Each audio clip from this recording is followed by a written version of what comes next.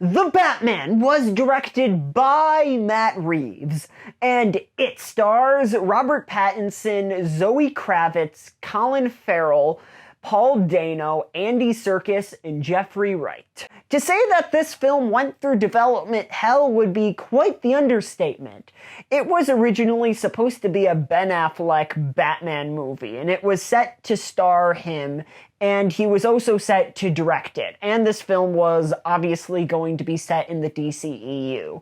Though when those plans fell through, and it was announced that Matt Reeves from the Planet of the Apes franchise was attached to direct, and Robert Pattinson was set to star as Batman, many people grew very skeptical, though I always remained optimistic, because I knew deep down that the guy from The Lighthouse will be playing Batman, rather than the sparkly vampire dude from those crappy Twilight movies.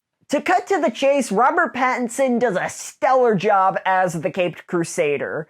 In the opening scene alone, it is communicated to the audience that the people of Gotham City, criminals and civilians alike, fear the Batman. Kinda like in the 1989 directed Tim Burton Batman film, this film takes its time in introducing our main character and introducing the Batman. And this film does a really solid job at building anticipation and suspense towards the inevitable appearance of everyone's favorite Caped Crusader. So, I thoroughly enjoyed Robert Pattinson's take on Bruce Wayne. I like how this film communicates that mentally Bruce Wayne just isn't all there. I mean, as Christian Bale said earlier, well, a guy dresses up like a bat clearly has issues. Though I wish that we got the more eccentric side of the Bruce Wayne character in this film. You know, like the version of the character that we see in Banquets, where he's purchasing hotels and jumping into the little ponds. Christian Bale nailed this side of the character. Though I kind of understand why Robert Pattinson didn't really dabble into this side of the Bruce Wayne character, because at this point in his life he is very emotionally damaged and he just really doesn't care about Bruce Wayne stuff, and he focuses 100% of his energy on the Batman mission. Though while watching this film, I did long for that side of the character. I also love how every time his mask comes off, the eye makeup stays on. The reasons why I love this is, well, it's badass, and reason number two is that I realized how weird it looked in all the other Batman movies. When that mask comes off, the eye makeup just magically disappears.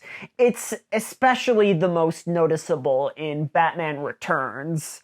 In an ideal world, we would have gotten the white eyes from the comics, though this is the next best thing. Just look at those eye movements. There are also some character decisions that they made that I am absolutely in love with, though these decisions are a little spoilery, so I will get more in depth with some of those character decisions in my spoilers section. With Paul Dano's Riddler, they went in a completely different direction with his character, and I dug it. He is nowhere on the caliber as Heath Ledger's Joker, but that really doesn't matter to me because that is truly an impossible standard to live up to. His character has more in common with the Zodiac Killer than the Riddler that most people are familiar with. His character is definitely the darkest take on the Riddler that we have seen. And I feel like if they went with a traditional take on the Riddler, it would have completely clashed with this film's tone. So I'm not at all mad that they strayed quite a bit from the source material in crafting this character. They kept enough of the important elements to make this character true to himself. He obviously left clues and riddles on the crime scenes in a very similar fashion to the Zodiac Killer, And he reminded me a little bit of the Riddler that we got in the Arkham games, which is a take of the character that I have wanted to see on the big screen for a very long time.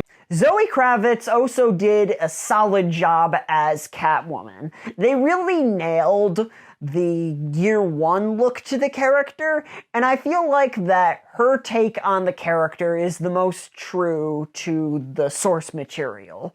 Like, she doesn't have any crazy superpowers, she doesn't have high-tech gear, she is just a simple cat burglar. Also, Colin Farrell does an amazing job as the Penguin.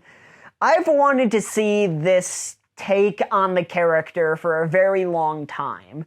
The Penguin is really supposed to be a mobster, and not the weird sea monster that came from Tim Burton's slightly twisted imagination. Even though I really enjoy Danny DeVito's take on the character, I prefer a more traditional take on the Penguin character. Also, Colin Farrell completely disappears through this role. He looks 100% unrecognizable, and this is a major achievement for the makeup department.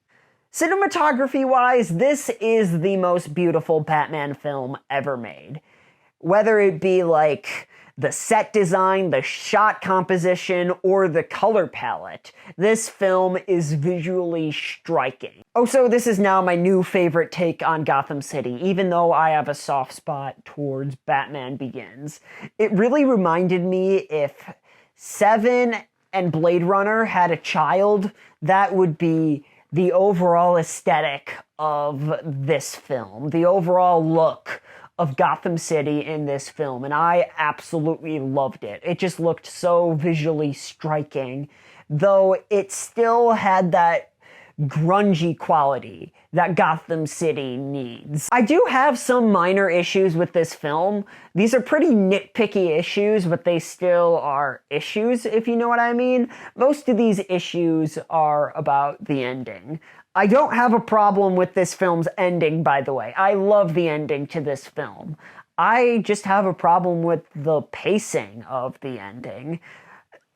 There were many times when I thought that this film was going to come to a natural conclusion, but nope, there was like 5 more minutes left of the film, and I feel like that at a certain point, this film just was kind of going on when it should have just come to a conclusion.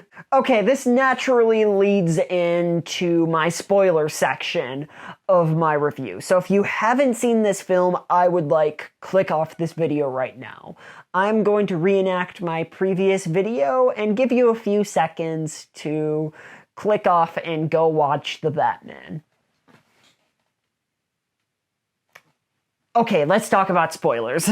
The Joker scene at the end of this film felt very studio mandated and pretty tacked on, if you ask me, and it kind of dragged the pacing of the ending. I kind of wish that it was a post-credit scene rather than being put at the end of this film.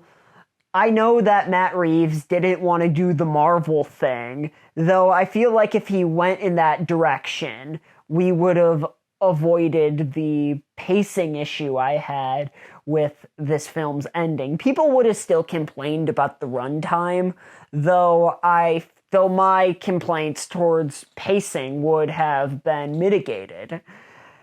I'm not one of those people who believe that we should just completely avoid doing the Joker, though I don't think they should rush him. I think that they should lead up to the Joker, have him be like the big final villain that Batman has to face. Thanos style, if you know what I mean. You can't avoid doing the Joker. The Joker is Batman's yin to his yang. I really enjoyed the Wayne family twist at the beginning of the third act of this film. It provides a lot more depth to them because in recent years they've just been there to die. And to see more depth, more characterization to the Waynes is always just super fresh and just so interesting to see, and it brings a lot of interesting conflict to Batman's entire mission, and it makes him question on what he is doing, and it makes him question his inner morals. And all of this I just found super, super interesting. I also love the character arc that Batman goes on in this film. One of the common misconceptions about the Batman character is that he just strikes fear into the hearts of criminals, though that's just a part of his job description. Another part of his job description that a lot of people ignore is that he provides hope for the hopeless. He gives the citizens of Gotham a sense of security and that they are being watched out for. Batman is more than just vengeance, and this is communicated through a very powerful scene where a criminal repeats the phrase that Batman used at the very beginning of this film. This forces him to re-examine his motivations and to become something more, to become Gotham's savior rather than some angry, vengeful vigilante. Overall, the Batman left me satisfied, and I would say it exceeded my expectations. I could see this film aging like a fine wine, and I can't wait to see where they take this take on the character in the future. Overall, the Batman gets an A. Anyways, I hope you enjoyed my review of The Batman, and if you did, make sure to give this video a like. And if you want more content like this, hit the subscribe button and ring the bell notification so you can be notified every time I upload a new video. And shout out to Gumby and Manual Typewriters. Thanks for watching.